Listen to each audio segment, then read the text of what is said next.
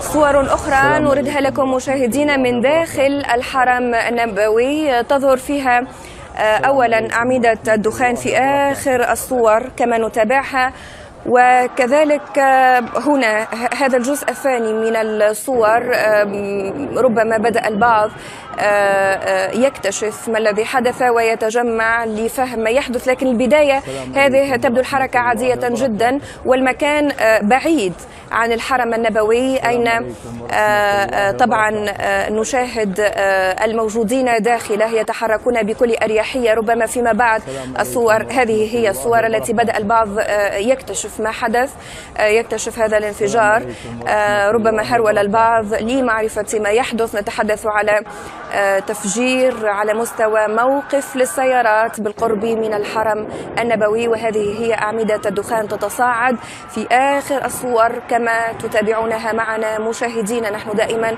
هذه ربما أوضح، هذه هي الصور، أعمدة دخان هائلة من هذا الموقف، موقف السيارات على إثر انفجار بالقرب من الحرم النبوي الذي يستهدف للمرة الأولى بصفة خاصة وبصفة أعم، هو أول استهداف للحرمين الشريفين. ورحمة الله وبركاته.